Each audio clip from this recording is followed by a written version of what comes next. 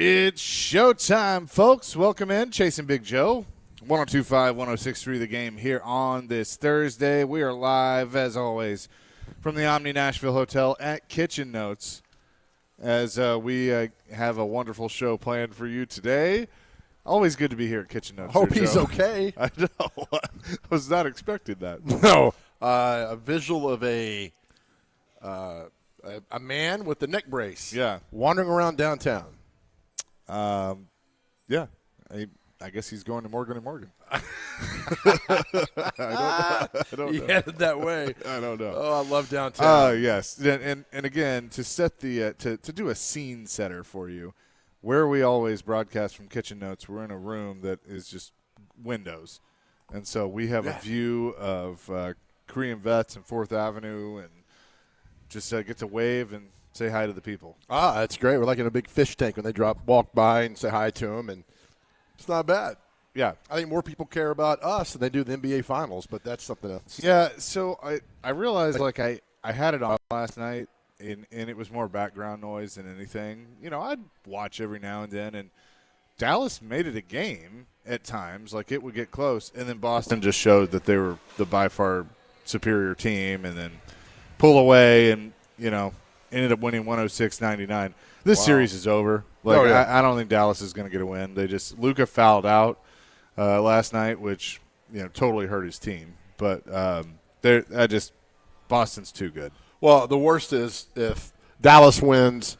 What do they play again in July? When they play again in July, and and I think a lot of the non-interest is the fact that they play the games are so scattered about. Yeah, I mean, I don't even know when the next game is. Friday, Saturday? It is. It's on 102.5 The Game, so I can tell you that. It is on Saturday. It is on Friday. Oh, good. Okay. Yeah. And then 6:30. Okay. And now the other thing is they do a 2.5-hour pregame. So nice. Our coverage starts at 6:30. They might tip off around 9 o'clock, something like that. I really, and we can do the Stephen A. Smith drop. I just don't care anymore. I mean, I haven't cared about the NBA in a long time, and that's sad. I hate it for myself. I have no interest. And I think a lot of that goes back. I had a discussion with this one guy not too long ago. It's like, I'm glad you're talking to people again. Where did we lose interest? Back in the 80s, here I'm an old man, ESPN, I grew up on Big East basketball. I mean, you were with these guys for 3 to 4 years in college, right? I know Magic stayed 2, Isaiah 2, but you got to know them. Then you followed them into the – like Dominique Wilkins is my favorite player. Played 3 years at Georgia. Then he goes to the Hawks, and I followed his – you just kind of got a attachment to these guys. Now it's one and done. They go straight from high school there. Who was the guy from Webb School that was drafted by the Knicks? And is he even in the league anymore? I don't even remember that guy's name. Let me tell you. Yeah. He went to Tennessee, played 1 year. Where's he? Where's the Kennedy Chandler guy that was supposed to be so great at Tennessee? Where's he? Yeah. I don't know. Yeah. So, I mean, look, I've admitted this on the show. I am not a huge NBA fan. I don't keep up with it a lot. It's in my peripheral vision, basically. Spell that. Can't. And, just right. Right. I know there's a lot of people that are fans, and that's fine. Yeah. But I've had this talk with people before of why don't you guys talk more NBA? And because I'm like, people don't college football predators around here. Yeah, you're right. I mean, that's it.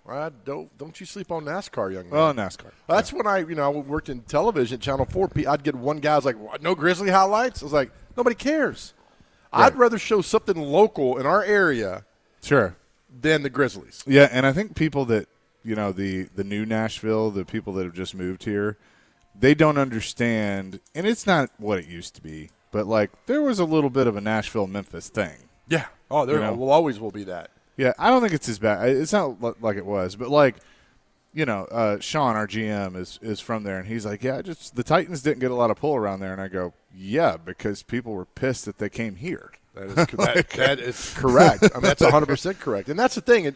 If I'm going to show a Sonny Gray or Mookie Betts highlight or Grizzly highlights, I'm showing the local guys. Yeah, and I'd always show the local guys.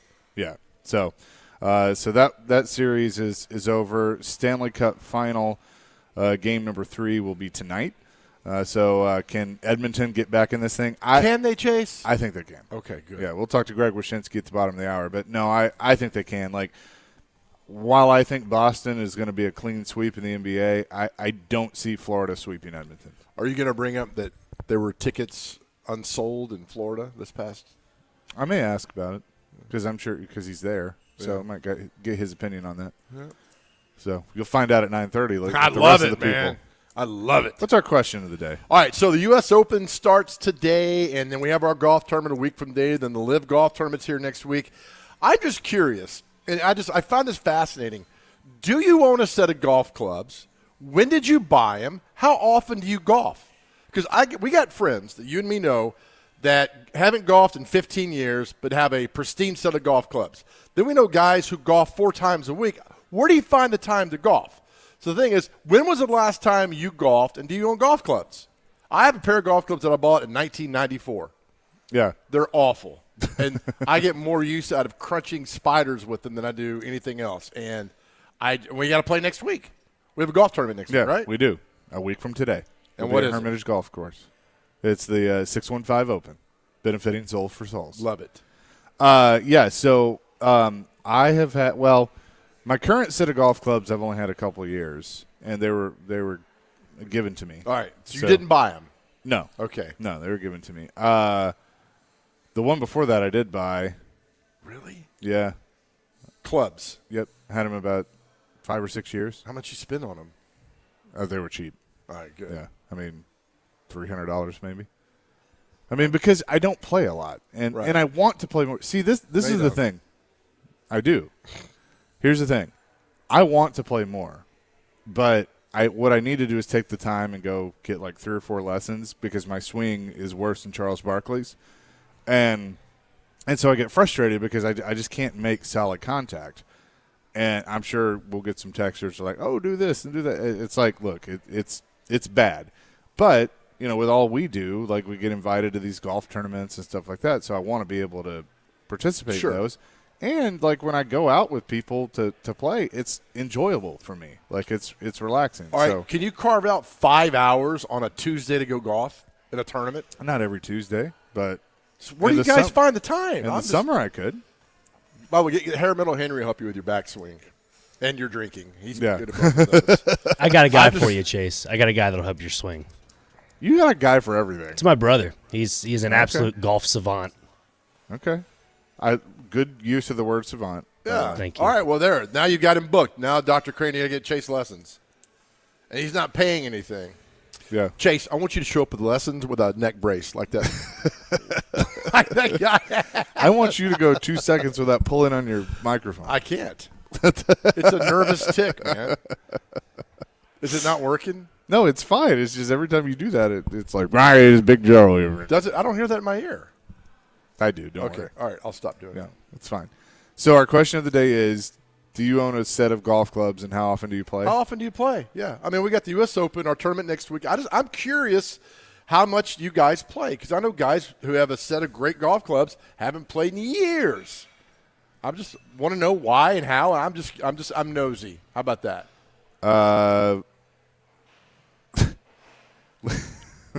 Thank you, Lenny. Thank you for being literal. It's a set of golf clubs, not a pair of golf clubs.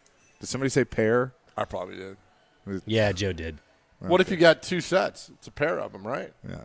Good Lord. 1589. I've never golfed. Maybe mini golf in high school and college. I hate mini golf. Austin says, oh, I love it. At the end of my work day every day, I'm at the course or on the driving range. What course? Do you sneak on there? What's the guy's name again? Austin. Austin, you sneak on courses? Can't do I it. don't know. I got you self-conscious. I got to do it now. We used to sneak on Nashville Village at like the 5th hole. For those that know what I'm talking about, you'd sneak on. You never once got caught. Robbie Stanley says, I won't help with your swing, but you can come with me. Oh, nice. By the way, if you do golf Nashville Village, I forget what a hole it is, with the apartments are right along the fairway. I hit one time. I hit a screamer. Screamer. It went about 20 yards straight, 400 yards to the left, and it broke a window. And true story, I have witnesses, and a guy said GCMF. and then came up to the course. We're like, hey, it wasn't us, man. Nobody can do like that. Broke his balcony window, patio window. That is fantastic. I had there was one time that I just got a hold of one. It's the best shot I've ever hit in my life, like drive, and I hit it, and we looked at each other going, "Did you just do that?" And I was like, "Did I just do that?" I mean, it flew. Yes, it was a par 4, and I was on the green in 2 shots because of my tee shot. I've never done that. Where was this? It was the community course in Smyrna. Right by the airport. Smyrna National. Yeah. Right by the airport. That's a great little course over there. Yeah. That's nice. So I like Ted Rhodes, I like Two Rivers, and I like Smyrna National. Yeah. McCabe's cool. Good name. It's a great name. Can you get us on over there? No, see, people think I have that pull over there, but I really don't. So. Yeah. I mean, the one we're at next week is top. I mean, that course is retired to the rafters. Yeah. No, the sheep will come out and follow you around and kind of like I did when I was an intern. That's a perfect course, but that chicken salad sandwich when you turn the 9th hole, it's unbelievable. Oh yeah, that's true. No, he's right. He's 100% right on that. I'll say this about mini golf. So mini golf is a good first date spot. Kind of an icebreaker. You got an activity and stuff, and I'm not great at golf, but I've realized that I'm actually pretty good at mini golf, and so I always have that. Do I if I realize I'm doing well and she's not, do you dial it back, or do you just be who you are and whatever happens happens? Be a man. Win at all costs. Win at all costs. You do not default to anyone. You win at all costs. Well, and I do. Ultimately, that's what happens. But I bet you play that stupid hillbilly mini golf course in Gatlinburg, don't you? The one you go up the side of a hill. I bet you play that. No. It's a waste of time. No. Never played it. Maybe the next time I go, which I don't know when that'll be. This weekend? No. I might have to try that.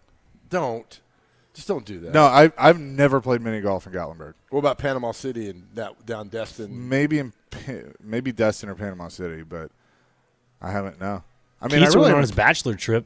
That's where he went for his bachelor trip. Was Gatlinburg and got 3 hole-in-ones, is what he told me. Nice. Okay. Mini golf hole-in-ones do not count in the game of life. Why not? Because it's mini golf. So. You still got to have some skill. I want to see you sink a 20-foot putt. Uphill. I think Both that ways. the 3 of us should go and play mini golf and have we'll get Lance, get it sponsored. We'll do a little tournament. Okay. Have some fun on an afternoon. I still want to do the thing where we have the tournament of can you make a 20-foot putt? Can you make a 20-foot putt for $100? Okay. Have we scratched the Summer Olympics thing with the pole vaulting? No, we're still doing pole vaulting. I need to see Chase pole vault. Chase's limited athletic ability and golf shot would shank a shot and kill the local gopher. That's why we need to golf with you. Playing with professionals like with Johan Koch out at where is he? The Troubadour golf. Yeah. I mean, that guy's amazing. Yeah. It's fun. But after 3 holes, you're like, yeah, you're great. Let's go on. I'd rather play golf with you and who's he going to kill this hole? What's he going to take out in this hole? That's more fun with your golf clubs. That's why I usually play at golf courses that have wooded areas. Okay. So you would not do good at Opryland golf course because it's that dude. By the way, that's Keezer texting in. About my limited athletic ability. Oh, how dare him. Laps, Keezer. That's funny. We're live today, Omni Nashville Hotel at Kitchen Note. 615-737-1025 is our phone and text line, driven by WilsonCountyHyundai.com. Do you own a set of golf clubs, and when was the last time that you used them? That is our question of the day in honor of the U.S. Open, and it's just golf season, too, as well. Having fun here on this Thursday. Greg Wyshynski at the bottom of the hour. It's Chasing Big Joe, 102.5, 106.3 The Game.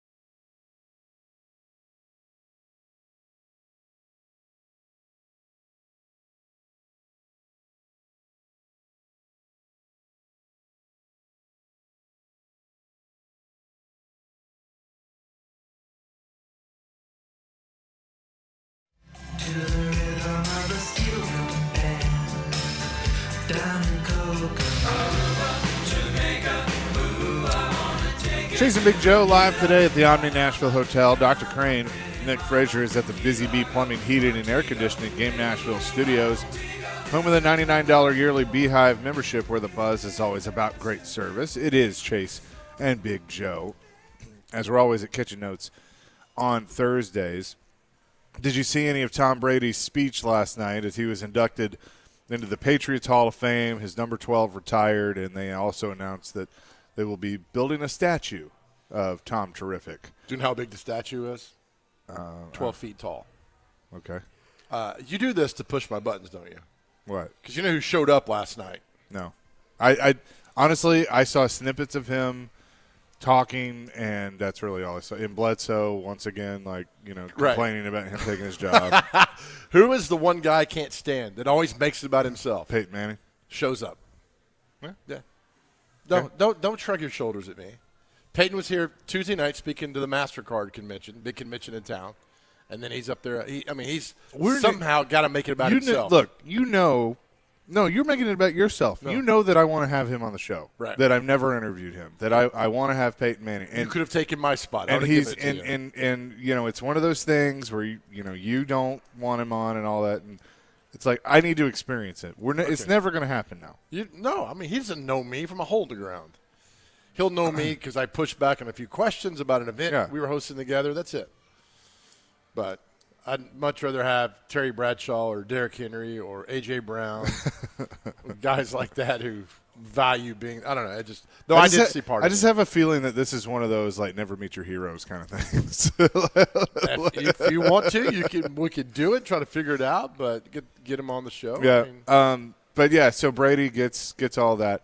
I found it interesting that they did it now and not, for a game. Now, he's, I know, doing games for Fox and stuff, but still they could have worked it out, where – It's just easier because, Randy Moss was there, Gronk, Edelman, all those – It was a Tom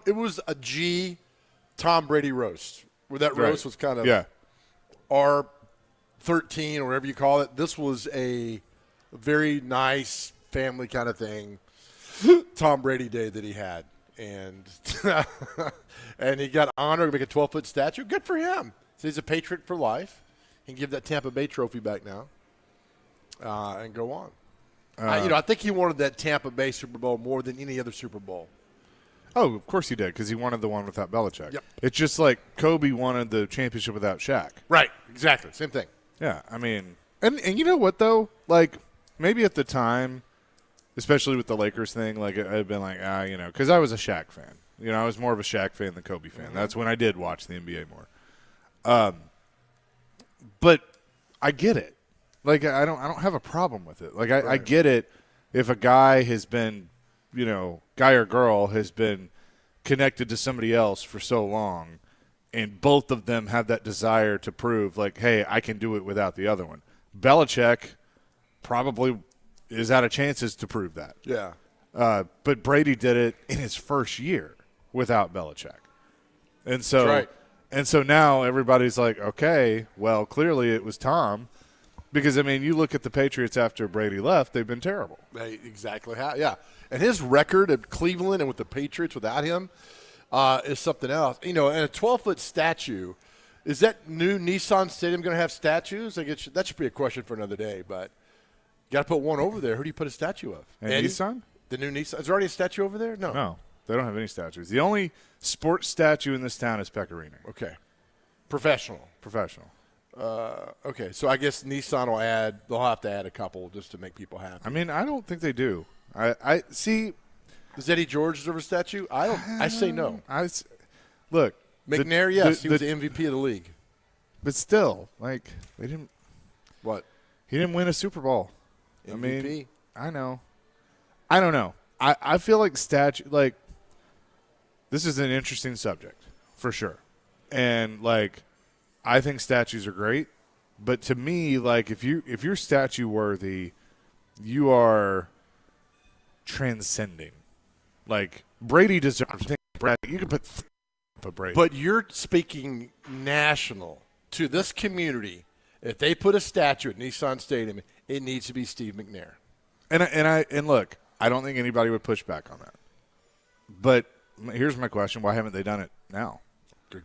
I agree. I mean, if you're going to do it, like he's been retired for what? 2007? Yeah. Since last year? So closing in on 20 years since he's been retired. He's been gone for 2009. Yeah, so 15. But I get it's a touchy subject because I know Sure. Titans fans. A guy told me one time, he's like, "Hey, I love the sinner, I hate the sin." Yeah. And I was like, "Okay, that's your opinion. That's strong if you believe that way." And others like put it up. Others like, no. So it's not unanimous about putting a statue up of him at Nissan Stadium. I think they should. I saw what he did on the field, and he was amazing.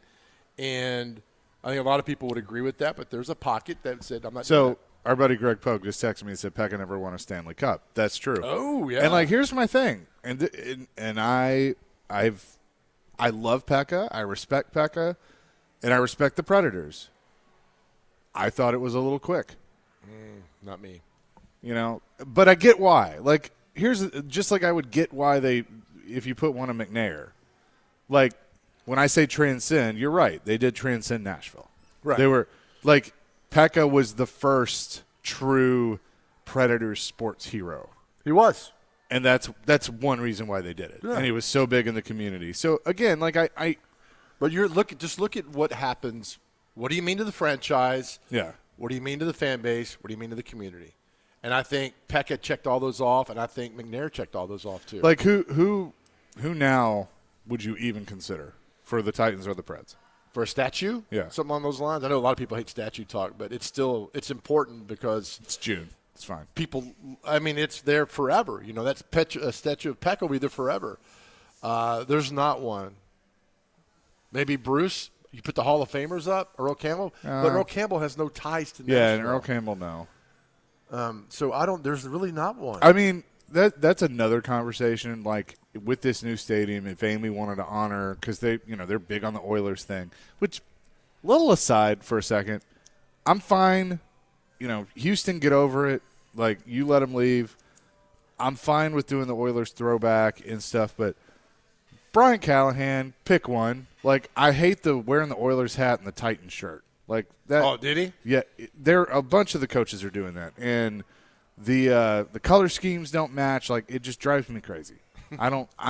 See, I love it. You're a passionate fan. I don't mind that. Other. Like if you want to have a day where you wear Oilers stuff, fine. I don't care. Like I had a problem with Rand wearing that non-merchandise. I agree. That No, T on his hat. I agree. That's not a Titans hat. But you're a passionate fan. You should do that. So, all right, go ahead. Real quick, Minister David wants to weigh in on a statue in Nashville. What's up, David?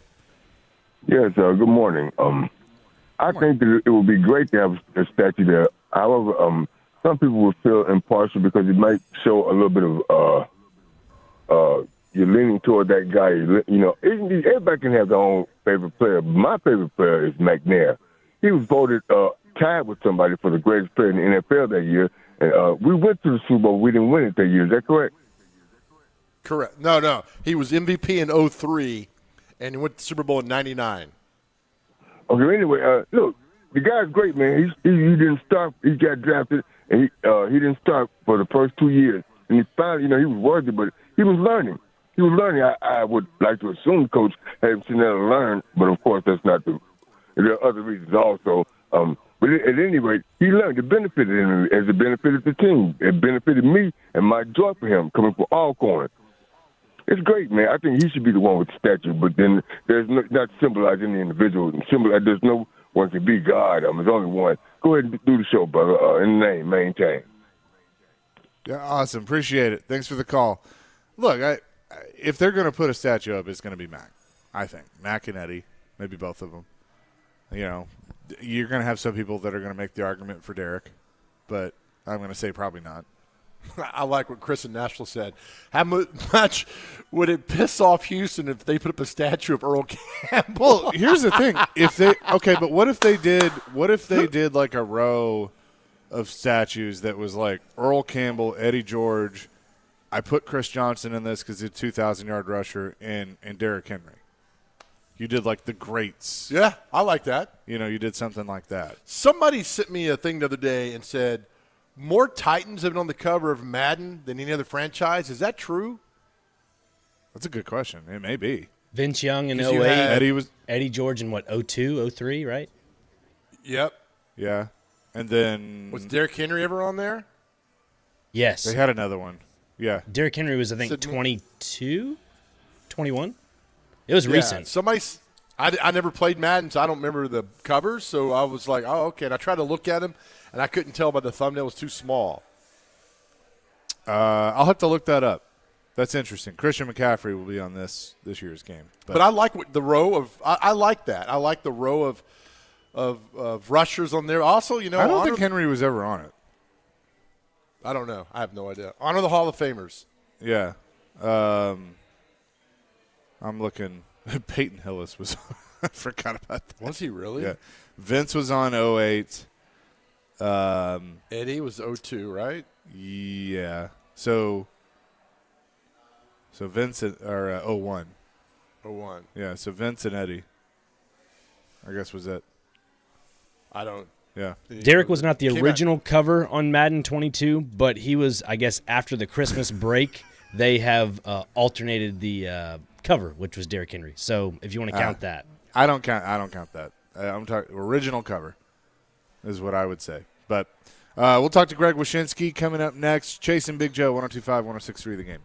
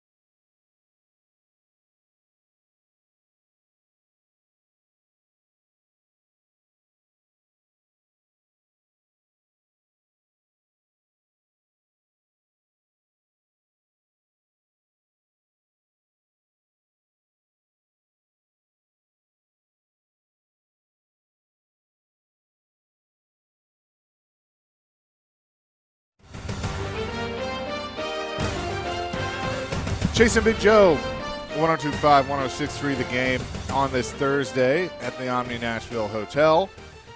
Stanley Cup Final, game number 3 tonight. You can hear coverage on 102.5, 106.3. The game starting at 6:30 between the Panthers and the Oilers. We say hello to ESPN's Greg Wyshynski, presented by ESPN Bet Sportsbook Now. Greg, good morning. How are you? I'm good, man. I'm looking out at the rolling greenery of Edmonton, Alberta, Canada. You know, this is my first time back here since Connor McDavid's first home game 9 years ago. I imagine the city has changed some in that time. I certainly have. Yeah, well, it's like Nashville. I mean, it changes every 5 minutes, I'm sure. So looking at this series right now, it's been entertaining to this point, but, you know, Florida obviously is in control. I don't feel like that's going to stay that way, though. I mean, I just think Edmonton, one, the fans are going to factor in and going to be, I would think, wild tonight behind this team because of the first time they've been in the Cup final in a very long time.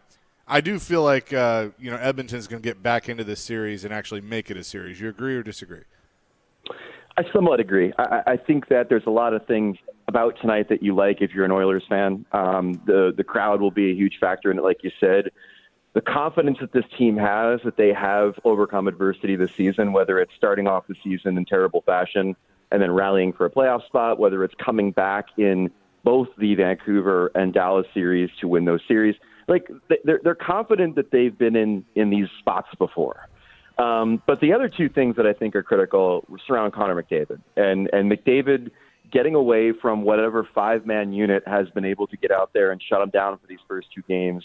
They're going to get the last line changed. They can get him away from Alexander Barkov and hopefully, give his line some favorable matchups. And then the other things are the power play. Like, you're not going to be able to keep this power play down for three straight games, I don't think. They're 0 for 7 in the series. They looked better in game one than they looked in game two. But it really seems like the Oilers, according to what McDavid said yesterday, are taking kind of maybe a psychological reevaluation of how they approach the power play. Try to play it more like 5-on-5. He used the term road hockey, which I thought was pretty dope. And if the power play gets cranking, then the Oilers should be fine tonight. What did you make of the Leon Draisaitl hit on Barkov? It was a 2-minute minor is what they ended up calling. I was watching the broadcast there on ESPN, and they were all speculating that maybe you call it a major, then you can look at it and go from there. They ultimately call it a minor. People didn't seem to like that in Florida, obviously, but what did you make of it? It should have been a major. I mean, it was a hit to the head with an injury, and that's the criteria for a major penalty.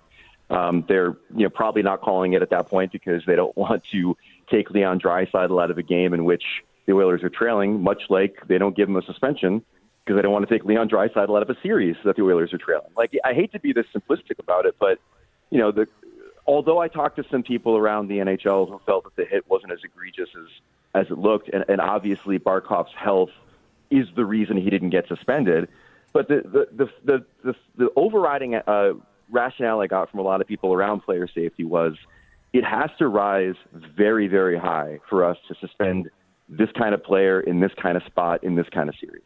And so if this was November, he probably gets a suspension.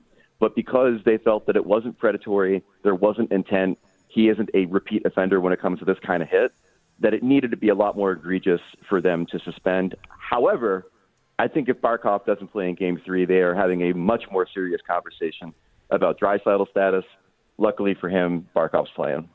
Yeah, and what's interesting is, I didn't think it was like, we've seen dirty hits, right? We've seen egregious, like, where there was probably some intent behind it. I didn't feel like any of that was there. But with what you just said, I find it interesting that they basically admitted, yeah, it's Leon Draisaitl. It's a really big game, and, we don't want to suspend him because of that. Like, that's kind of the takeaway I had. Yeah, and they're never going to, put that in a press release, right? But, that's like the closest I've ever heard a league to kind of, admitting that, I guess, is what I'm saying. It's the reality of our surroundings. I mean, that's why I think if Barkov didn't play, then it would have been a much different conversation because that's their captain. That's their, leading scorer, tied for the league and the lead in scoring for them. That's the guy that's shutting down McDavid. Then you start getting into a, did Draisaitl look up and see this guy's head kind of conversation. Because then you're taking a really, really important player off their roster for an important game as well. So I still I'm honestly not convinced they would have suspended him anyway if Barkov didn't play tonight. But the fact that he's he was clearly okay within 24 hours of this happening. I think just ended any thoughts of it being a suspension. We're talking to Greg Wyshynski from ESPN. Hey, Greg, I always love these little facts they throw out during a championship final. The one about the Panthers have not played in anything but Eastern time zone since a March 12th game in Dallas. I love little things like that because now you have a built-in excuse if you lose. Oh, well, it goes beyond that. I mean, I don't know if you guys are following it yesterday, but the Panthers plane didn't take off for a very long time yesterday because of torrential downpours in South Florida. They were supposed to do media availability with us at, I think it was 6 p.m. local time. Their plane didn't get in until about 8:30 last night. So it was a mess. And so what's interesting about that is that they could have flown out the day after game 2 and not to. They chose to stay locally. They chose to sleep in their beds, be at their practice facility, the whole thing, and not spend the extra day in Edmonton. And so if they don't win tonight, I wonder how much of that becomes a topic of conversation of, be careful what you wish for, because now your internal clock got all messed up. You're traveling to a different time zone, and oh, by the way, your flight didn't leave on time. So I'm intrigued to see if that becomes a thing if they lose tonight. What was your connection to get from Florida to Edmonton? Just through Minnesota. I had a pretty easy travel thing the day after the game because I literally booked my travel in the second period of Game 6 of the Western Conference Final. I just gambled it. Sometimes you do that and it bites you. And Dallas came back in that game, and I'm like biting my fingernails. But I knew the travel here was going to be an absolute disaster. And so I had an easy travel day, Fort Lauderdale to Minnesota, slammed a Juicy Lucy, had a couple of IPAs, and then getting on the flight to Edmonton. Monday is not as fun. Monday is a red eye at 12:45 to get to Fort Lauderdale by around 10 o'clock in the morning. I was scanning through the flights just to see what was available this morning, and the word sold out appeared on many, many flights from Edmonton to anywhere in Florida for the next 2 days. So I'm just going to have to roll with what I got. You could always go rent a yak. That'll get you to Minnesota somehow. Oh, dude, I told the other writers, I'm like, if we're in a pickle because of the weather, let's rent a bus. Let's do Boys in the Bus. It's a 2-day drive from Fort Lauderdale to Edmonton. We'll stop off in little po towns and go to bars and tell them that we're the traveling national hockey media, get some free beer, and be on our way. It'd be a great documentary. I'd love that'd be so much fun. I always love asking this question of Hal Gill during the regular season. What do you need to see the first 5 minutes from Edmonton when they hit the ice? Oh, that's great. So I need to see them control play. The biggest change for me in this series from 1 game to 2 games was the way that the Oilers absolutely pumped shots on Sergei Bobrovsky, controlled play, controlled tempo, had the Panthers playing defense almost the entire time, and that went away in game 2. It's my point of concern really for Edmonton in this game is, they definitely leveled down a bit from 1 game to the other, while the Panthers were 10x better. You know what I mean? So I need to see them play like they played in that Dallas series, where they are getting the chances, they're controlling the puck. The Panthers are responding to what the Oilers do versus the Oilers responding to what the Panthers do. All right, Greg, this is going to be the most important thing we talk about during this interview. Are the Washington Capitals the most hated franchise by all us hockey nerds out there because they're going to ruin cap friendly? I mean, what is going on with this? It's a bunch of rich Scrooges. That's all they are, coming and taking away our cap site. The good news is that whenever this happens and the guys get paid and have to shutter their sites, there's always something that pops up afterward. There was a site called General Fanager that used to do this, and then came Cap Geek, and then came Cap Friendly. There's a couple of sites that do it now, but I'm not convinced they have the same level of sourcing that Cap Friendly has. It's a smart move by the Caps just because, not only do you take the tool away from other teams, but to build this tool internally, I've been told, would have kind of maybe a multi-year process, and it's just easier, as a lot of companies do, to buy a startup that already does. Uh-oh. Don't piss off Washington, Chase. I think we lost Great, Greg. Chase. I think we lost Greg Wyshynski. Ah, dang, I wanted to hear the rest of this answer. Okay, well, I think he's gone. Dr. Crane? He is gone. I will try to reconnect with him. Yeah, don't worry about it. Maybe he got raptured. The line just went silent. I was like, uh-oh. Yeah. All good. Appreciate Greg Wyshynski for joining us. every Thursday at 9:30, presented by ESPN Bet Sportsbook. We'll come back. We're live at the Omni Nashville Hotel today here for the Chase and Big Joe show. Purchase your tickets now for the Music City Grand Prix at the Nashville Superspeedway, Friday, September 13th through Sunday, September 15th. Just go to musiccitygp.com as the racing station. 102.5 The Game has a special offer for a limited time. Just use the promo code GAME for a 20% discount now through June 16th.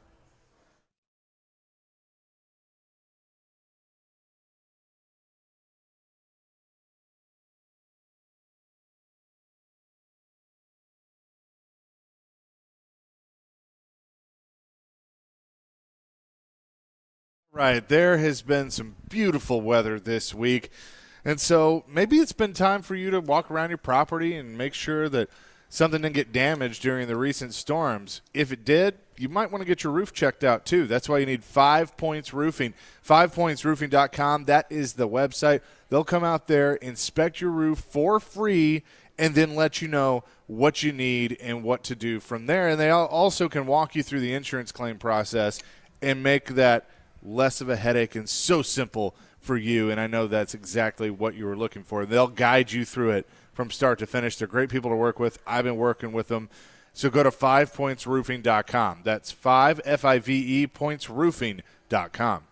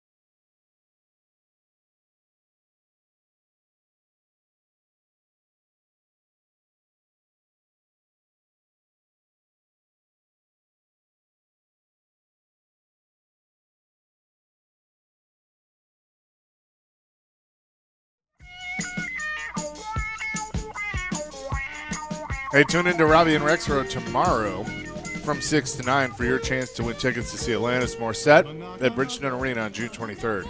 Contest presented by Green Trees Company. You'll be proud of me. Chasing Big Joe, 102.5, 106.3 The Game. This copy actually says tomorrow morning from 6 to 9 a.m. That's redundant. And so I edited. Look at you, You've man. taught me so well.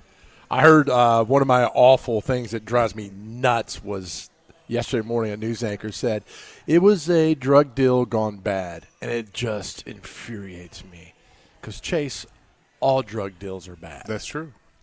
That's To true. do that. Our question of the day, when was the last time you golfed? Do you own golf clubs? How do you find time to golf? For all of you that golf 4 times a week, I'm curious. But, no, I mean, how often do you go out and golf? I'm just curious because we had one guy who texted in, was like, I've got a new set of clubs. I got them a year ago. I haven't golfed in 10 years. It's like, I have a set of clubs 30 years ago. I golf maybe twice a year, and it's, I don't know. I'm just always – plus the U.S. Open starting. We have our golf tournament next week that if people want to get involved in it, they can. 615open.com.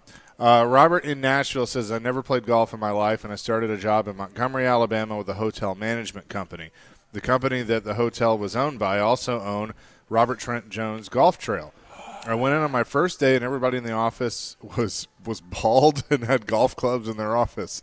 I went home, told my wife. She said, you're not shaving your head, and so I took that as permission to go buy golf clubs. Yes. Nice. How do you not know your company owned all those great golf courses in Alabama? Matt Reed says, golf for me is a good walk wasted. All right, Mark Twain. That doesn't count. Let's see. Ty from Camden, 6-year-old set and play once a week. No, okay. I dig that. That's not bad. Yep. Sonny says, bought my clubs a couple of years ago. I play a couple times a month, and I'll play them with y'all next week. We look forward to seeing you. Thanks, buddy. It'll be a lot of fun. Yeah. I'm curious. I mean, my golf clubs are awful, and I launched one into the lake at Hermitage. My 4-iron has been on the bottom of that lake since 1997, I think. I did that. Vince Gill, there's a great story with Vince Gill. He was at a golf tournament, and he, 4-putted and just dog cussed like Fred Sanford, Red Fox, and there was a camera guy from Channel 4 there. Called every bit of it. And Vince was John Wilson. And Vince walked over and said, hey, John's like, I'm good. But if you ever mess up, I got you. And they laughed about it. So they had a friendship, and when John passed away, Vince sang it as well at his funeral. Yeah. Very cool. 5745 says, I've been there, Joe. Hit a deck on hole 3 at Nashboro Village while the gentleman was on the deck. Went to retrieve the ball, apologized, and ended up shotgunning a beer with the guy and getting my ball back. Only reasonable course out there nowadays. Oh, yeah, I love Nashboro. It's a fun course to play when you're terrible like that. Let's see. Jeff says, or no, I'm trying to find more. All right. Caleb in Mount Juliet says, I played a Top Golf event with Chase a few years ago at a Preds event and can attest that his swing is not pretty, but you're still a great guy and a lot of fun. Thank you, Caleb. I remember that. That was fun. He rebounded well on that. Were you that bad today? I heard some stories. Were you that bad golfing? Yeah, I'm not good. I admit that. Good. They don't need to be stories. Here's my advice to you. If I'm going to find these people that are telling these stories, and they're going to hear from me. Head down, swing as hard as you can. Just do it. Yeah. Chances are you'll make an 18-foot divot behind the ball, or you'll launch it somewhere in outer space. Those are always fun. And here's, by the way, this is something else too. The fancier the person dresses as it going golf, with the cool shirts and the shorts, the worse golfer they are. I'm telling you right now. Yeah, that's fair for sure.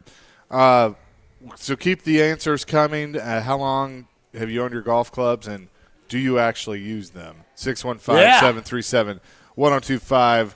We're live today at the Omni Nashville Hotel at Kitchen Notes, 1025, 1063 The Game.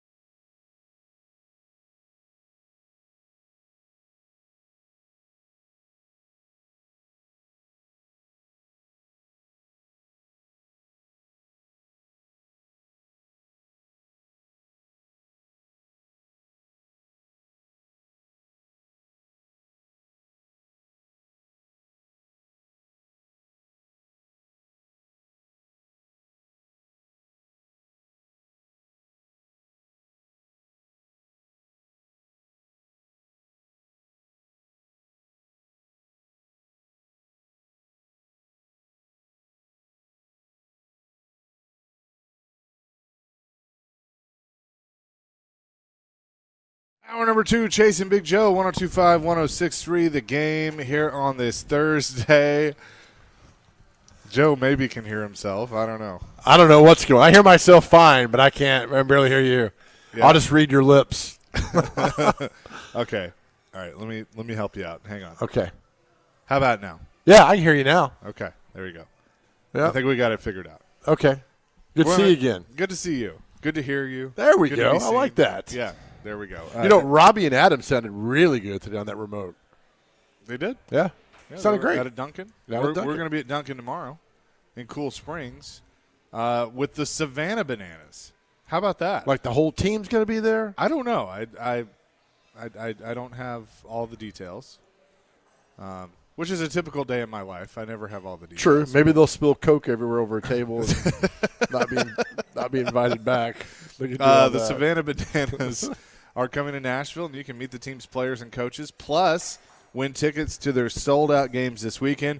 Join Chase McCabe, that's me, and Big Joe Dubin, that's you, tomorrow from 9 to 11 at the Duncan in Cool Springs at 500 Cool Springs Boulevard for more details. So come out and see us. Dr. Crane says, I think you might have turned your mic down. I hear him, though, Dr. Crane. It's a little soft. You guys are saying those. Maybe he should start Is that reading about better? hymns Yes, again. you're all good. I wonder if the Savannah Bananas actually make Banana Foster as like a little That's a part of random the bit. thought, but that's a good thought. That'd be a good bit for them. Just, hey, let's make some Banana Foster for the crowd. I mean, I know, like, the Globetrotters, you go watch them, there's a lot of fun. They'll make, like, 40-foot shots and all that. I'm fascinated how the Savannah Bananas have taken that to the baseball field because they sell out everywhere. They're sold out here, right? This is over First Horizon all weekend. Thanks for listening to the read. I just Oh, okay. Well, I was too busy worried about your microphone. I'm so sorry. But they'll be out there tomorrow. So come by and see us and see how handsome we all are. Yeah. Please do that for sure. Yeah. The Titans yesterday signed offensive tackle Jaron Christian. Is that how you say it? Jaron? Sister Christian. Yeah, Night Sister Ranger. Christian. He's a third-round pick of the Washington Commanders in 2018. He's played for Washington, the Texans, the Chiefs, Dolphins, and Browns. 58 career games, 24 starts in 6 NFL seasons, and 9 starts at left tackle for the Browns last season, and 8 starts in 2021 with the Texans. So obviously, Bill Callahan has some interest in him and knows him. Did they bring him in to? He's not coming in to be the left tackle, but he could be an insurance. Maybe if they feel Who like knows? J.C. Latham needs to move to right, or Christian can start at right tackle. Well, they got a lot of things riding on J.C. Latham to be that starting left tackle. They got a lot. Well, here's the thing. Oh, my Rand goodness. Carthon the first night or the draft night is like, oh yeah, we're going to put him in at left tackle. He's going to start there, and it's like, I wouldn't have said that. No, not at all. Now, if it doesn't happen, you that's the hope question. you yeah. hope if you're taking him 7th overall that he's your starting left tackle. Yeah. But like I wouldn't have said it. But when do you figure this out? Game 4? Then it's like, oh, God. And then his confidence is shot, and then they have to make that you figure it decision. out. You figure it out in training camp. You figure it out in that joint practice they're going to have with the Seahawks. You figure it out in the preseason, and then it might take till game 4. Yeah, I would play him every game, every snap, just to know. And don't give me this, well, you wear him down. That's not going to happen. Yeah, I can tell you this, and one of the biggest questions I have, because for whatever reason, Vrabel was just like, if it's a preseason game, like I'm gonna put you in bubble wrap and I'm gonna leave you in Chattanooga. Like he didn't want his starters anywhere near the field during a preseason game. And I know that's a little bit of an exaggeration, but it's also not. And it's just like Derrick Henry, okay, he didn't need it, but I'm curious of what Callahan's going to do because I think Levis needs to play. I think this offensive line needs to play. I agree. I think the tide's turning a little bit on benching everybody during the preseason because you got 3 preseason games. You lose the week of the other game, and you have to hit the ground running. So use the joint practices. You have the preseason games there for a reason, right? Yeah. To get ready. They used to have 6 preseason games back in the 70s. 6. Right. And that's how you got in shape. That's how you get everything going on. So let these guys play. Let them get the chemistry and the camaraderie. Throw them out there. Go for it.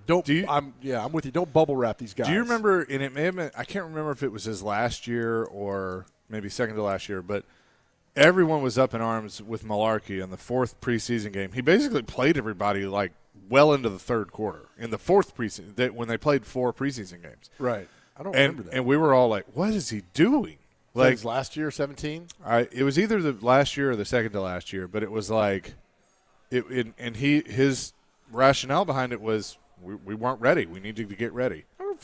He's old school. Yeah. That's the way he came to the league. You played all those preseason games. But use these times to get things going and figure things out. I always harken back to 19 when Brady came in with the Patriots for the joint practices and destroyed the Titans secondary. And I just remember looking at Vrabel and Robinson and just their body language like, we got to figure something out. That was also the time we figured out Mariota was no good and was terrible and needed to be gone, and the 2-4 start showed that he needed to not be the starting quarterback anymore. But you learn a lot of things during these camps. Sure. These practices. You learn who's there. And look, I know that the joint practices are important, and you're going to learn a lot from that, but I still think, if they're going to sit here and tell me that, well, I learn more from joint practices than I do preseason games, then just get rid of the preseason altogether. Go ahead and give Goodell his 18th game and just do joint practices. I think they'd love to do that. I think they would love to do 18 games, two preseason games, and be done with it. Yeah, and then you know what's going to happen? Then you're not going to have these great stories of, guys like, and Derek is a prime example of this, of guys that needed those preseason games to make a team, and then you don't have that anymore. You got to hope they can do it in the joint practices. Right. I think the preseason is still important. Yeah, it is. Here, also this. I heard Charles Robinson talk about this morning with Robbie and Adam about the quarterbacks, how they're not being developed coming out of college. I mean, Chase, there's maybe 10 good quarterbacks on this planet, and it's crazy. I mean, if they want to expand the NFL, there's not 32 good quarterbacks right now. Hell, there's not 16 good quarterbacks in the world. I'm serious. Do you think that changes something? Because, college coaches they would never say this publicly, but, like, when you left whatever university, they didn't care, right? Right. They'll say they do, but they're worried about winning in their program and things like that. With all the NIL money and the game changing like it is, do you think that they're going to have to care a little bit more to keep a guy, and then because you're going to have some guys that like, hey, I want to develop for the next level. Well, then if you make him mad, I'm going to transfer. I'm going to transfer to Troy. I'm getting out. I'm not going to be here. I'm going to go over there and do that. I just, to me, like A.J. McCarron was a great quarterback in college, right? Yep. Who you thought would be okay, maybe he could work. Didn't work out in the pros. Yeah, well, because there's some systems that are college systems that have not made their way to the NFL. I never thought I'd see the option make its way to the NFL, and it did. I thought who had the option?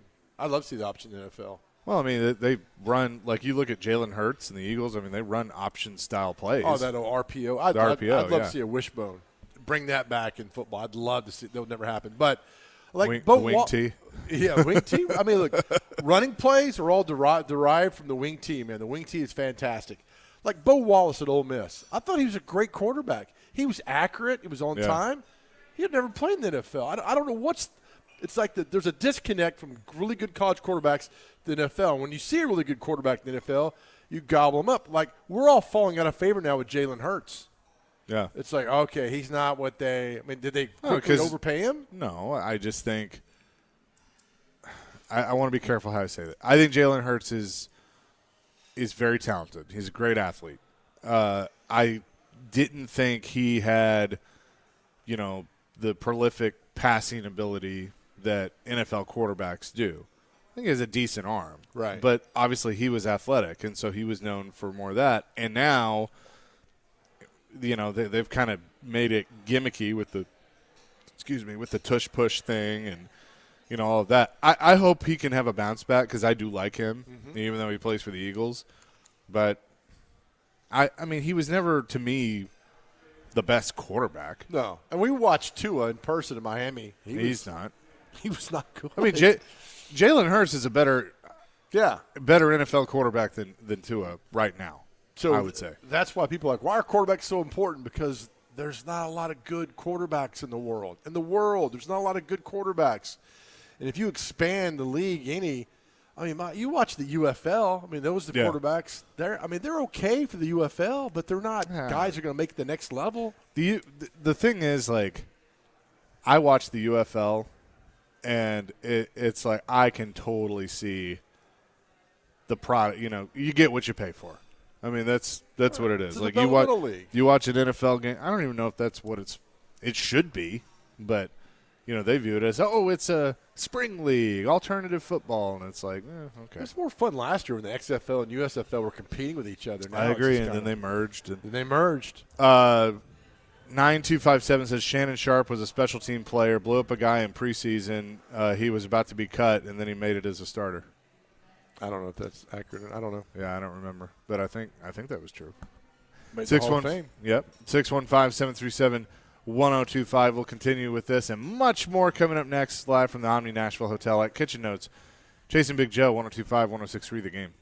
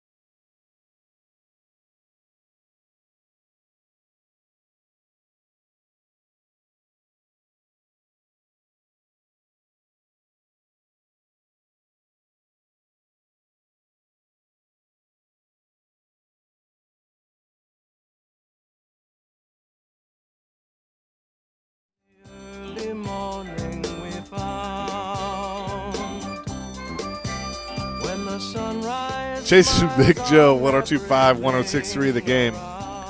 Here on this Wait, Thursday. What song is this? What show, Dr. Crane? I mean, I have it in front of me. Dr. Crane. You're gonna have to answer it. I don't know the song. That's why I'm asking. I'm gonna do what you did with Chase the other day. You gotta The get Mary it. Tyler Come Moore? on, man. I don't know. I can't. I can barely hear it, so I'm sorry. That's my fault. Yeah, now I started messing with it. It's all right. TV theme Thursday. Good job, Dr. Can you at Crane. least hear yourself? I can, which is really bad. That's the last person I want to hear is myself. The voices in your head? It's funny you talk about the wishbone. We got a couple of people that text me in talking about wishbone and says nobody ran the wishbone like J.C. Watts and Jamel Holloway did at Oklahoma. Thank you, Danny, for listening. I told you, man, the best quarterback, Tracy Ham at Georgia Southern. For those who know, Tracy Ham is the greatest college quarterback of all time. I'm telling you right now, man. The guy at Georgia Southern was amazing. MTSU fans know exactly what I'm talking about. Running the wishbone was unbelievable. I Would never happen in the NFL. don't know who that is, but I'll take your word for it. Trust me on this. I will. It's a shame you didn't grow up during the wishbone. I wish Yeah, you would. I mean, I wish I had too, but I grew up during the Wildcat. So you did. Tebow and all that stuff. Well, I mean, it's Yeah. fine. I mean, NFL evolves. it's all a derivative of, It is. something. 0247 says, Chase was listening to Robbie this morning, and Cowboys coaching came up and mentioned Belichick as head coach. Made me wonder, would Vrabel be a good fit there? I don't know, because I never know what Jerry's going to do. But I do kind of, the more I think about it, and look, we've criticized Vrabel, and, especially the last couple of years, here. But, I have said it, too, that I could have made an argument for him getting another year. Amy Adams-Strunk disagreed, moved on. Now Brian Callahan's head coach. Mike Vrabel, to me, though, is the perfect candidate for the category of a guy that does okay in their first head coaching gig, but goes to the next level in their second. Like, I would not be sure, because the hope is he learns from his mistakes. Maybe he learns that, all right, maybe I should be a little less of a jerk. Okay. I don't And mind a little more humble. coach being a jerk if you're winning. I don't mind If that. you're winning, And but I when think- you're not winning, it doesn't work for you. Well, I think more that the word came out what happened the last year over there, he was not going to get another year. Yeah. Now that we hear more and more about how he acted. I mean, when things he Arden did. Key said that, like, oh, yeah, we don't move on to something else until we get it 100% and fixed. It's Right. like, wait, did that happen before? Oh, yeah, all the time. Like, what? See, that's something else, too. But I could see Jerry picking him to the Cowboys. I mean, he'll get another shot at head coach. I mean, Yeah. he was successful as a head football coach. You know It's what just that- my biggest piece of advice to him will be? What? Quit hiring all your buddies. But that's what you do. I know, but you still need – and I know, like, Jim Schwartz, but I don't think that was his idea. He had some outside people, but most of his coaching staff had a connection somehow. John McClain had talked about when you get your first job, you promise each other up the ladder. Hey, man, if I get Sure. a job, Chase, I'll hire you special teams coach or whomever, But on this- and on and on, and then it happens. So hopefully you learn from that, but you got to have I thought the head coaches before, you got to have some comfortability with these guys that you hire. The They're smartest gonna hire walk your line. The smartest hire he ever made was Dean Pease. And then Dean left him. It was retired and then went to Atlanta. I was back. at that press conference when he retired. Was that the one with talking about his wife? Yeah, That was just weird. yeah. The way he talked about his wife and basically was he blaming her that he was leaving? It I was don't something odd. That wasn't like, hey, I'm going to spend more time with my wife. Kind of like, yeah, she wanted to do this and do that. And we're like, what in the world's going on here? Robert in Nashville says, picturing Baltimore running the veer. Oh, yeah. Or the wing tee. I mean, any Yeah. of those things up there. Let's see. Chip in Mount Juliet. Vrabel's act didn't age well here. Winning is okay to be an a-hole, but when not, the act wears very quickly. Wears thin very Well, quickly. that's true. I go back. I love Mike Ditka. So in 85, Ditka he loves you. was gold. But when that stuff started going bad in 88, 89, they're like, yeah, we're done. And then he had a second stint with the Saints where he gave everybody away to draft Ricky Williams, and it was a disaster down there. Hell, his quarterbacks in New Orleans were Danny Werfel and Heath Schuler. It was just not good, and you could tell he didn't want to be there.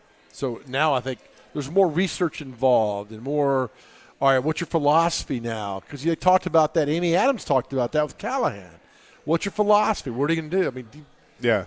you know, so these questions are now getting out there. So, we're going to hire this guy because he was great at someplace else. Nah. Mike Vrabel might be a good coach, but he was not a good head coach. See, again, I don't know if that's completely true. He did get a team to the AFC Championship game. He did. So, I mean, you know, he did get a team to be the number 1 overall seed. You know, and Vrabel didn't throw 3 interceptions in one game.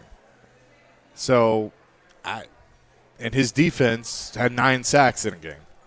So I just think it's, you know, we're going to play this game because one, like Right. for the love of all that's beautiful, like I just get me to September when they can actually play a game. I think there's a bigger picture here. I think you miss Mike Vrabel. I think you just admit. I think I you miss him. miss having a coach that's actually coached a game.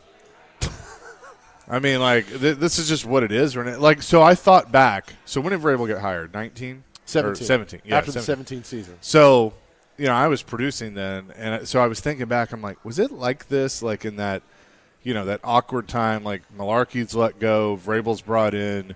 We go through the mini camps and stuff, and it's like we have no idea how he's going to be as a head coach because he hadn't coached a game yet. That's what we're doing right now with Callahan. Yeah. And it's like we're basing every opinion on Brian Callahan based on OTAs and, you know, blocking air. I think the Bears game will be the most dissected Tennessee Titans game, regular season game, since they came here. Oh, yeah, because everybody's going to go into that going, well, it's a rookie quarterback, and, you know, this, you know, we should have our way with them. How's Callahan going to do in the new defense? I mean, it's going to be dissected up until the time they play the Bears over and over. We still got 3 months for that to happen. It didn't happen in '99 when they came here because nobody knew what to expect at Nissan Stadium. It's like, we're having a fun. And they beat the Browns on opening game when Del Greco kicked the field goal and won. Huge. And then it kind of built up. But since then, when Munchak took over, it was because that was off a lockout year. Whisenhunt in 14, not so much because you don't have a quarterback, and Mettenberger sucked, and Whitehurst sucked, and Locker was terrible. And then he ruined Locker. But remember, he won his first game. He did. They dominated. Like the 2 first games that he had of the year, like you left those games going like, we're going to win the Super Bowl. Yep.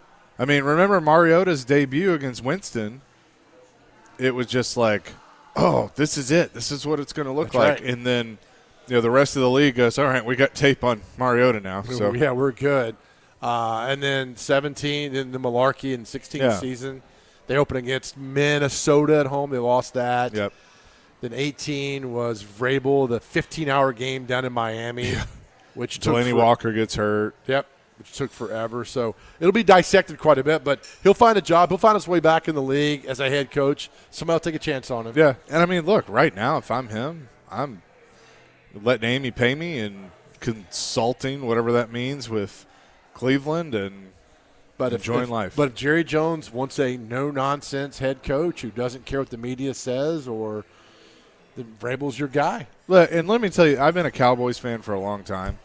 You know, let me explain how this is going to work. Everybody thinks that this season is going to be a disaster, and that Jerry set it up this way, so then he doesn't have to fire McCarthy. He just doesn't renew his contract because there's 1 year left on his contract. They're going to mess around. They're going to win the East, and then they'll do like they always do, get beat in the their first playoff game they play, and then it's like, well, we like Coach. We're gonna bring Coach back. And it's the same thing over and over and over again. I mean, like, could be. one of my favorite coaches that if he's a defensive coordinator, I think he's a genius. But if he's a head coach, I think he's an idiot, is Wade Phillips. And when Wade Phillips was the head coach of the Cowboys, I just wanted to bang my head against the wall. Right. Great DC. Yeah. Bad head coach. But, like, Jerry would not get rid of him. Well, why do you think so? Because – I don't know. Because he hangs on too long. Except for Jimmy. Like, Jimmy, got pissed off and fired him. So, 615-737-1025 live today at the Omni Nashville Hotel. Again, we've been telling you about it. You can become a sponsor of the 615 Open or register a team. Just go to 615open.com, presented by Gary Force Acura, and all proceeds will help raise money for Souls for Souls. You get email campaigns, commercials, radio advertising, and more.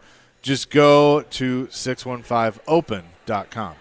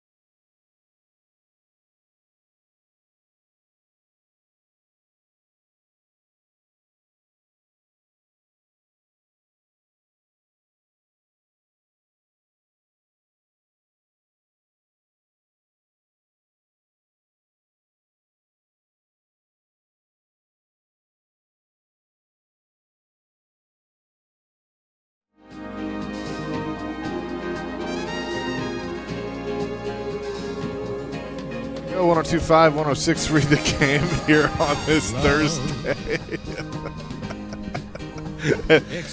Dr. Great, I wish you can maybe see this right now, but literally, Joe takes a bite of his biscuit as I'm bringing the show back. I'm here. Oh Did man, you I'm listen to just Love Boat? laughing at the stream right Oh, now. that's It's so comical. good. Oh, but the look on his face was so I priceless. thought we had like another minute and a half. Well, and I checked the headphones and I go, "Oh, the music's playing. We should probably talk now." You're like, hey-o. Heyo, you know, or we can do like the old days and just let the music play for about 2.5 minutes and then And then call, get back on. get somebody from Cleveland on the show. And then go from there. But yeah, so the we've hit a lot of things with Vrabel. What's funny is like I heard Jared talking about Vrabel the other day, and somebody like on the text line was like, "Move on, nobody cares about Vrabel," and he goes, "I'm here to tell you that that's actually not true." And I went and looked at it myself. The text line, like you mentioned the name Mike Vrabel, and the text line blows up. Like people just they're not over it yet. So you asked me if I miss Mike Vrabel. Like, Right. does the fan base miss Mike Vrabel? Why I would don't you- know. Yeah. I mean, the answer right now is no. But again, I haven't seen Brian Callahan be a coach. Like, if they go and they lose to Caleb Williams in Chicago by 30 in game one, then all hell's going to break loose. I mean, Yeah. that's just – and then they turn around the next week and beat Rodgers and the Jets. By the way, this Rodgers stuff, like, I love it. I'm just tired. I just decided that, you know, if the NFL just said, hey, all the OTAs and mini camps, we're gonna do those in an undisclosed location and you don't get to know about them, like I'd probably be fine with that. Well, I'm telling you, though, man, the Titans' defense was looking good the other day. Yeah, sure they were. Those corners going up against air. Yeah, Like, well, but there's always the drama and things that go on. That's why the NFL is our reality show. We talk about it. The ratings reflect it. Chase, what was the the draft gets better ratings than the World Series I know. and the NBA Finals, which are the pristine moments in these other sports. Nobody, I mean, it's the NFL is the dominant guy in the neighborhood. Here's a prime example. What has been on our station in particular, big story for the last week and a half? Trevor saying that Oh, yeah. he thought that Traylon Burks was dogging it, and he said, like, I'd cut him tomorrow. That's basically what he said. Derek's talked about it. Hasselbeck's talked about it. Tyke Tolbert brought it up unprompted that somebody questioned his effort and explained the whole process.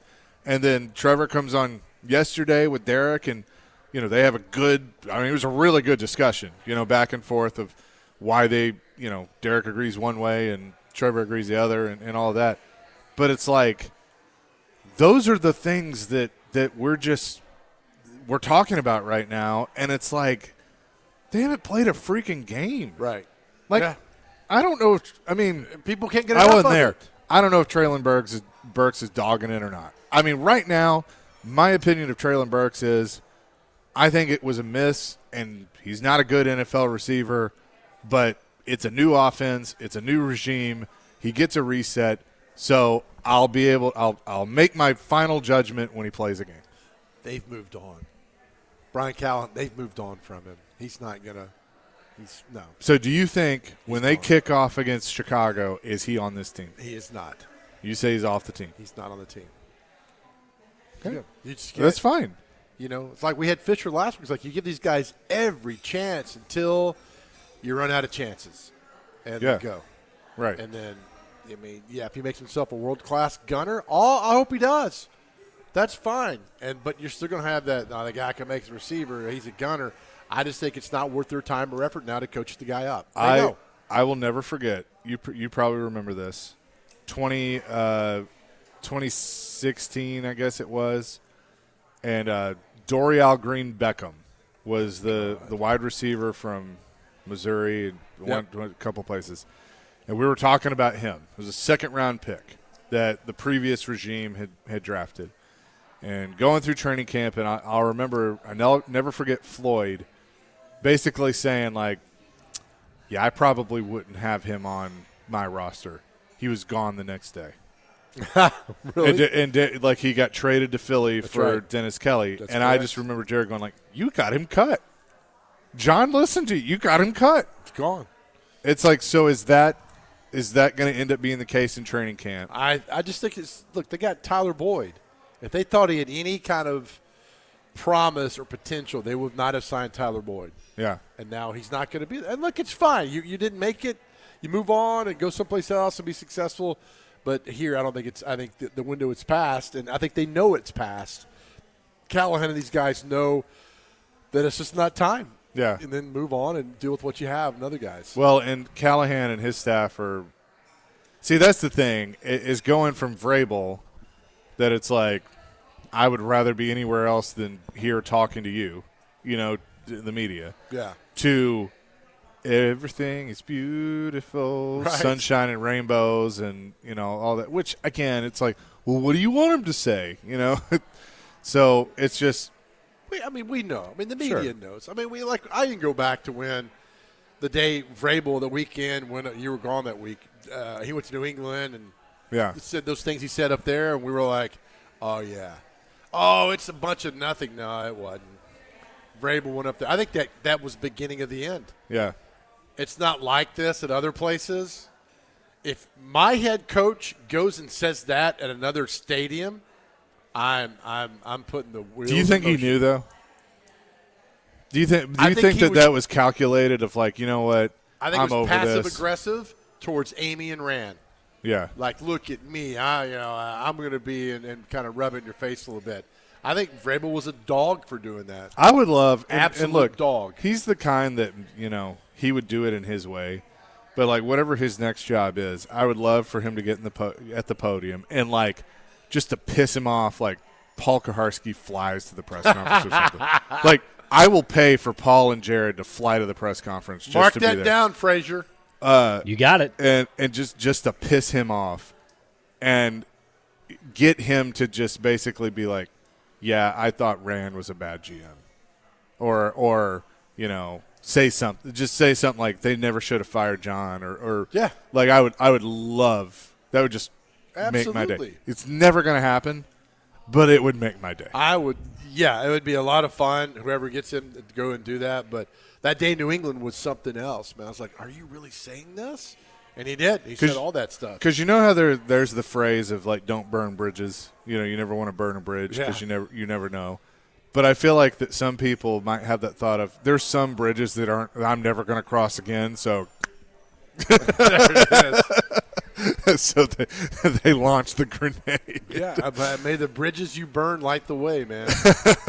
Something like that, for sure. Hey, tune in to 94.9 The Fan today as the Nashville Sounds take on the Gwinnett Stripers on the road. Pregame at 5:50, first pitch at 6:05. Coverage also available on the 94.9 The Fan app and 949thefan.com, the AAA affiliate of the Atlanta Braves. Sounds Baseball is presented by Twin Peaks Family Leisure, 5 Points Roofing, Cottle Vet Clinic, and Busy Bee Plumbing, Heating, and Air Conditioning. Coming up next, we'll tell you what day it is and celebrity birthdays live at the Omni Nashville Hotel. At Kitchen Notes, it's Chase and Big Joe, 102.5, 106.3 The Game.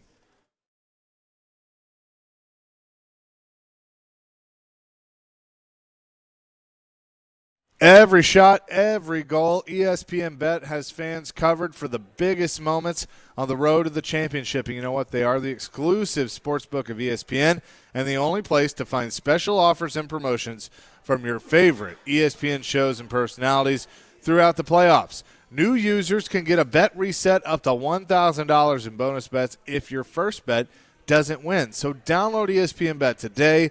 What a play. You must be 21 years or older and in Tennessee. For problem gambling support, call or text the Tennessee Red Line at 800-889-9789. Terms and conditions apply. See the app for details.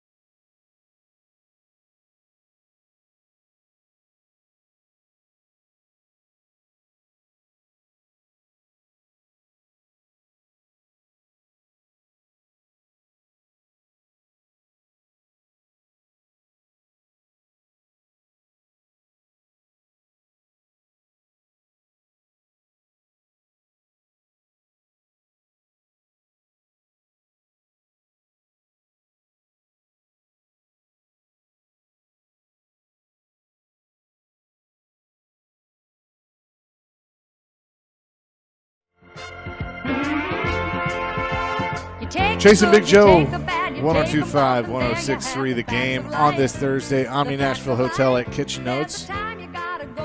Next week, we might be here a different day because we got our golf tournament next Thursday. But We do, man. Be a lot of looking fun. forward to that. 615open.com. Real quick before we get to what day is it in celebrity birthdays. So Woj tweeting out ESPN sources. J.J. Redick will formally interview for the Lakers job. Doesn't J.J. Redick work for ESPN? So he just texts Woj, go ahead, I'm Woj. interviewing. Down the hall. Hey, listen. I'm interviewing. And a strong performance is expected to move him to the forefront of the franchise's search. So I'll ask you, Joe, this question because we know LeBron James, Anthony Davis, those are the centerpieces for the Lakers. J.J. Redick's, obviously a former player and now does TV. No coaching experience whatsoever. So I ask you, could you coach the Lakers? Think you could just roll the ball out and tell LeBron to do his thing? He has no coaching experience at all? No. Oh, my goodness. It's like Aaron Boone. I mean, this is a new thing that it's like a guy retires, a player retires, goes to the booth for a year or two, and then they get a job as a head coach. Wow. I thought he had some sort of experience down the No. line. Yeah. Throw me out there. I'll do it. It's like the gym. It's like the. I don't think you'd be any worse than what they've been doing the last few years I don't know what they've done in the line. Didn't they win the title, though, like a couple in years the ago? bubble. Okay. 2020. Why don't you shake your head? They won that in-season tournament this year as well. Oh, that counts. Whoop-de-doo. That's a big thing. I mean, what is like your gym coach in high school? Just roll the ball out there. Y'all play. I remember I went to a football camp one year, and the coach was like, "Hey, y'all have fun. Just don't wake me up." And that's kind of the thing with the head coach. Is y'all do what you do, and I'll take the blame and take the praise. That's very odd to me. It wouldn't happen to those. Could you imagine the Titans hiring somebody with no coaching experience? Right. You can't. I mean, you're a CEO. I mean, we talk about this. So who do we have on? We had a coach on that talked about, as a head coach, you do very little coaching, like the NFL-wise. Right. You do. Who do we have on that said that's why they'd get in there and coach defensive backs, so they love doing that, but you do very little coaching. Just a different world, the NBA and baseball. And Ricky says the only reason he's getting an interview is that he does a podcast with LeBron. Oh, So, well, there you maybe. go. That's a done deal. All right. But, I mean, LeBron wants to bring that, and that's the problem. Like, they're letting LeBron run the team, the organization. He can't be the player coach, and so you got to bring somebody in to be the coach. And I mean, look what they've Fine. done. Well, now he's got his guy in there as head coach if he gets hired, and Yeah. it's good to go. Good for LeBron. Also, the Falcons are being docked a 5th-round pick in 2025 and fined for violating the NFL's anti-tampering policy related to free agent signings, while the Eagles, they were cleared of tampering. This is with prospective unrestricted free agents Kirk Cousins, Darnell Mooney, and Charlie Warner during the 2-day negotiating period. The illegal tampering, I guess they did too much tampering during the legal tampering period. I guess so, buddy. So that's what it is. With that, let's get to what day is it and celebrity birthdays. All right, gentlemen. First on the list, we have World Softball Day. There you go. Oh, nice. Oklahoma got their 4-peat there. Weed Your It's Garden also in Day. honor of the questions the Titans media gives the coaching staff over there. But We also have Weed Your Garden Day. That's another one on the list. Let's see here. Random Acts of Light Day. There, you got to have that. Sewing Machine Day. Have you guys ever, experimented with the sewing machine? Constantly. no. So did my friend Buffalo Bill. Oh, my going. goodness. National Career Nursing Experimented with Assistance a lot of Day. things. So shout out to What the was nurses. that? I'm sorry. You're good. National Career Nursing Assistance Day. So shout out to the nurses. Last one on the list we have here is National Cupcake Lovers Day. Oh, today's Cupcake Day. I All love right. some cupcakes. Alabama should like that since they have 3 or 4 cupcakes on their schedule every year. So softball questions and cupcakes. Yeah, that's There you right. go. All right, time for celebrity birthdays. Got to get to the one, too. Our first birthday, the great actor Malcolm McDowell. How old is Malcolm McDowell? And don't say you know him because ignorance is not an excuse. 80. 75. 81. Boom. Got to get it within 2. 2 years. The actor Stellan Skarsgård. He was in Good Will Hunting. He was the professor that, not the Robin Williams one, the other one. 67. 74. 73, tied at 1. Good job. Next up, Tim Allen, Buzz Lightyear. Tim the Tool Man Taylor.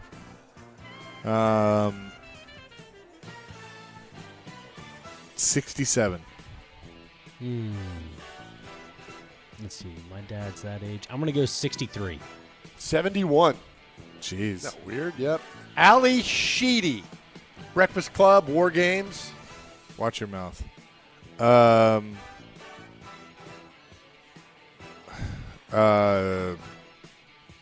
60.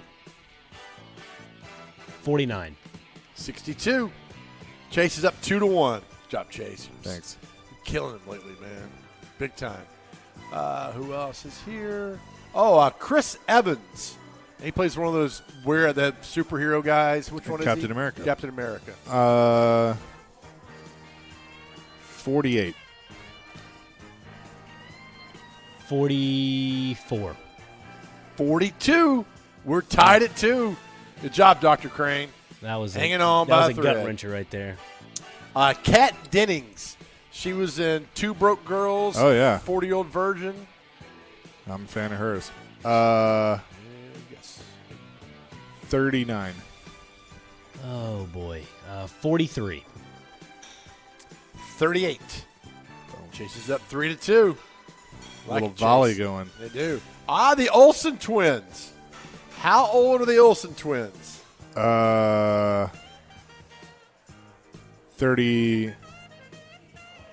39. I'm going to say 39. 38. 38. Hey! Dr. Crane's taking the lead at 4-3. So wait a minute. They're Well, I like twins. this. They're twins. So that means if I get it right, that's 2 points for each. That's 4? Hey, man, don't push it. All right. Just asking. Don't push it. Let's see what else we got here. a fair Actor question. Steve-O from Jackass. He's been in studio before. 44. 52. 50. Dr. Crane's up 5-3. All right, Chase, you can tie this. Last one. We've had her on the show. We asked her one question, and she spoke for 17 minutes. True story. Hannah Storm. How old is the talented, the magnificent Hannah Storm today? 55. 58. She's 62. Oh, Dr. wow. Crane, you win doesn't look 5-3. Congratulations. Thank you very Good much. job, Dr. Crane. Appreciate Take yourself a victory lap on that as well. it. That is going to I do might- it for. I might go down the street and grab a breakfast burrito. Well, you should do that. That's going to do it for us here at the Omni. As we leave our show every day, to our guys out there listening, if you're struggling, again, we love you. If you need to talk to somebody, 988 on your cell phone. Please dial 988. Reach out, talk to somebody. Again, God has you on this earth for a purpose. Please understand if something happened to you, you would be tremendously missed. Know that we love you, and we're here for you anytime if you need to talk. We'll be at Duncan and Cool Springs at 500 Cool Springs Boulevard tomorrow, but don't go anywhere. Caroline, Willie, and D. Mace live at the NFL Alumni Golf Tournament at Hermitage Golf Course. That's next. 102.5, 106.3, The Game.